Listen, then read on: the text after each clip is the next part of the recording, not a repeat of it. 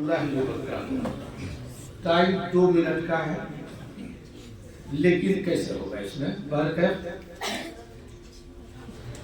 زمین بھیگی ہوئی ہے آنسوؤں سے، کہیں بادل عبادت کر رہے ہیں۔ زمین بھیگی ہوئی ہے آنسوؤں سے، کہیں بادل عبادت کر رہے ہیں۔ زمین مہکی ہوئی ہے خوشبوؤں سے، کہیں بچے تلاوت کر رہے ہیں۔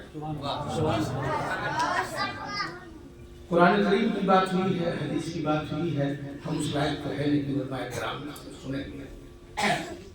میرا جو معاملہ ہے وہ یہ ہے کہ یہ ادارہ کیسے کھڑا ہوا اور کس زمین پہ کھڑا ہوا ہے، اور اس کی جو ٹیم ہے وہ کہاں سے آئی، یہ صحابہ والا کام کون کرا رہا ہے، کیسے ہو رہا ہے۔ چھوٹی سی بات ہے کہ مولانا محمد علی جوہر دنیا کے مشہور آدمی تھے، جامعہ ملیہ کا قیام کیا انہوں نے۔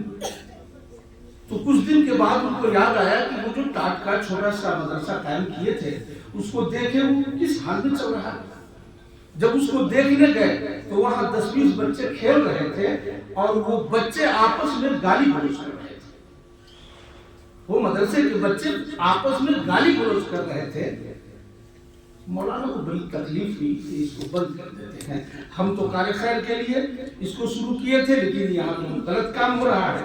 لیکن وہ دیکھتے دیکھتے جب مدرسے کے اندر جھانکے تو ایک رضی نام کا لڑکا جو آج ہنگامہ مچا دیا، وہاں ایک بچہ رو رو کر کے دعا مانگ رہا تھا کہ اللہ ہمارے اکابرین کی حفاظت فرما، ہمارے ملک کی حفاظت فرما، اسلام کی حفاظت فرما، دین کی حفاظت فرما۔ مولانا اسی وقت قائم اپنے پختہ ارادے میں اور مضبوطی لے آئے کہ چاہے کہ 10 لوگ خراب ہوں، لیکن ایک ہی کافی ہے اس اسلام کو زندہ رکھنے کے لیے اور اس دین کو ڈیرا پار لگانے کے لیے۔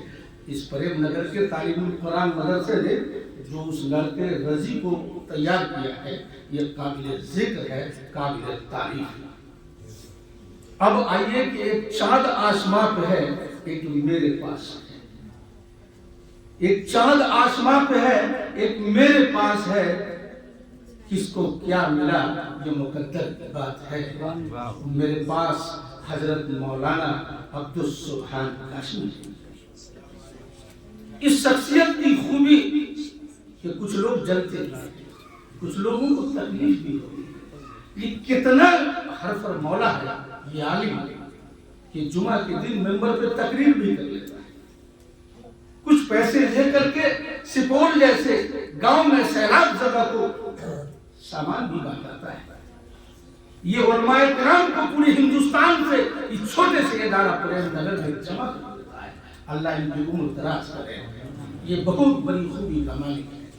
لیکن اب آئیے کہ یہ جو مدرسہ عزیر نام کا ایک شخص قائم کیا، اس عزیر کی خوبی دیکھ لیجئے کہ شدید بیمار ہے، اللہ ان کو عمر دراز کرے، صحت یابی کرے، لیکن خوبی ہے یہ حضرت مولانا حکیم الامت اشرف علی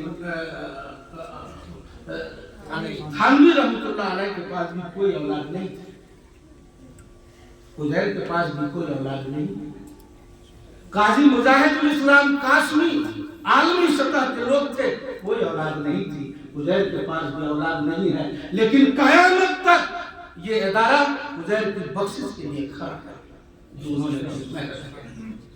اب آئیے کہ ہمارا اس ادارے کی جو ٹیم ہے یہ اللہ کی طرف سے منتخب کی گئی ہے، اس میں کوئی اللہ کا ولی ہے، ورنہ اس طریقے سے یہ ادارہ لاکھوں روپیہ ایک مسجد کے سنبھال کرنے میں خرچ کر دیتا ہے، لاکھوں روپیہ ایک مہینے کا خرچ ہے، سال کا خرچ ہے، کہاں سے آ رہا ہے؟ اس میں کوئی اللہ کا ولی ہے، کیونکہ ادارے وہی ادارے پھلے اور پھولے ہیں جو وہاں تہجد گزار ہے، اشراق کا پڑھنے والا ہے، چاشت کا پڑھنے والا ہے، کوئی نیک بندہ تو ہے، اور کیوں نہیں ہے؟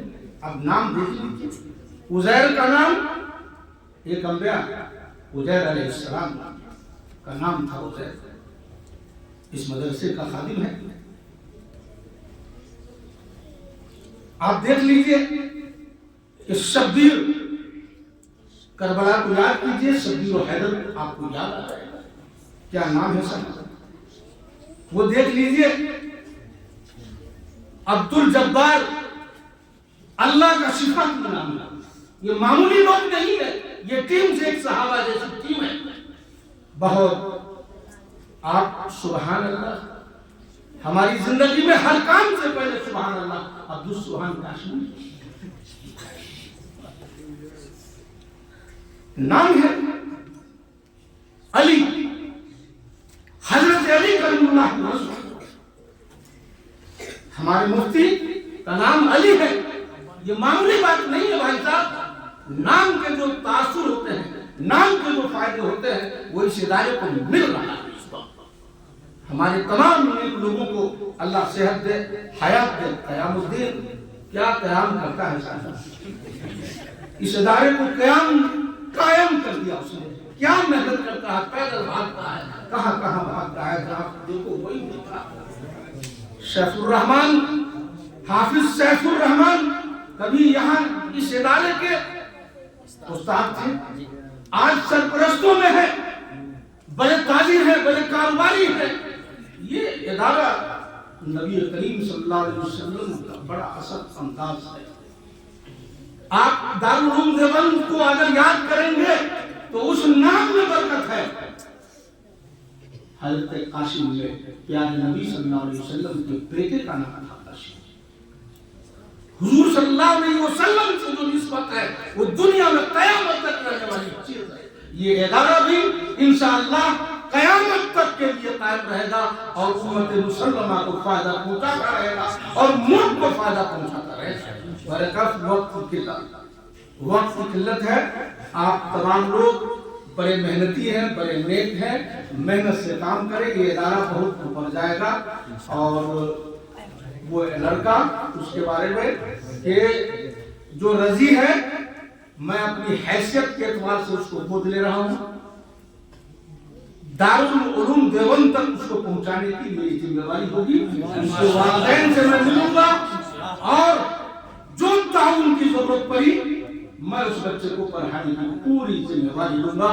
وما علینا الا البلاغ.